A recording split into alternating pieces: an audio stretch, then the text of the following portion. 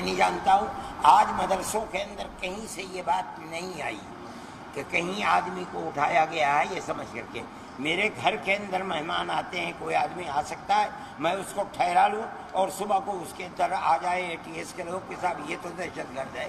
ہو سکتا ہے, کسی مدرسے کے اندر بھی آ سکتا ہے, مسجد کے اندر بھی, مندر کے اندر بھی آ سکتا ہے, میرے اور آپ کے گھر کے اندر بھی آ سکتا ہے, لیکن مسجد یا مدرسہ اس کے ذمہ دار ہے, کوئی ذمہ دار نہیں ہے. میں ابھی نہیں.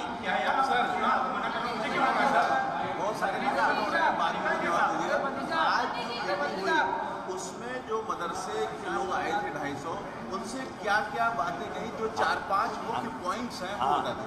ہم نے ان سے یہ بات کہی, اس کے اندر بھی ہے کہ آپ گورنمنٹ کے سوالات کا مکمل مدد کریں اور ان کو جواب دیں.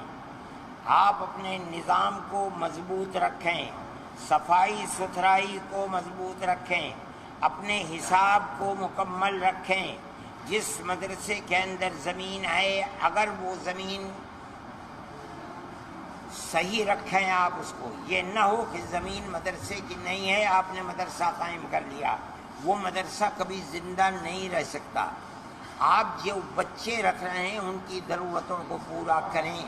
جو بچے چھوٹے ہیں ان کی تعلیم, تربیت, کھانا پینا, رہنا سہنا, ہر چیز کا خیال رکھیں. اگر اس کے اندر کوئی خرابی ہوگی کوئی آپ کے مدرسے کا ذمہ دار نہیں ہوگا.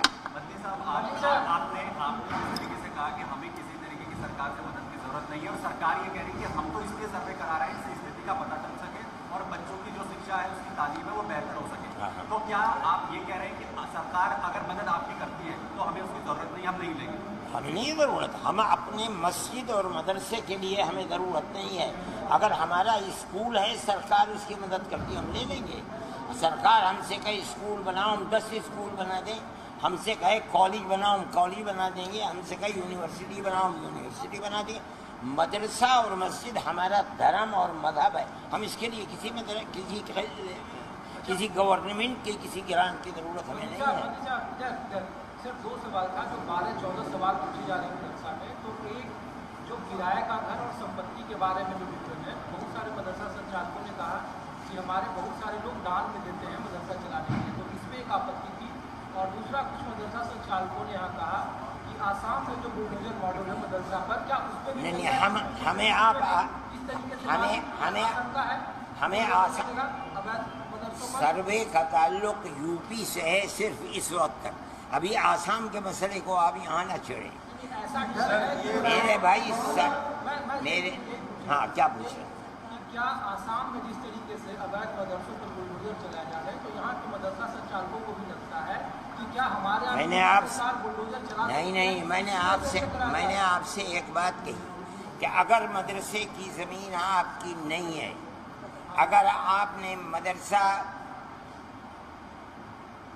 پہاڑی زمین کے اوپر جو گورنمنٹ کی زمین ہے, آپ نے جنگل کی زمین کے اوپر مدرسہ بنا لیا ہے, گرام پنچایت کی زمین پر مدرسہ آپ نے بنا لیا ہے, تو وہ مدرسہ گورنمنٹ کی زمین پر ہے, ناجائز ہے. اس مدرسے کو آپ کو خود توڑ دینا چاہیے اگر گورنمنٹ توڑتی ہے, اس کا حق ہے.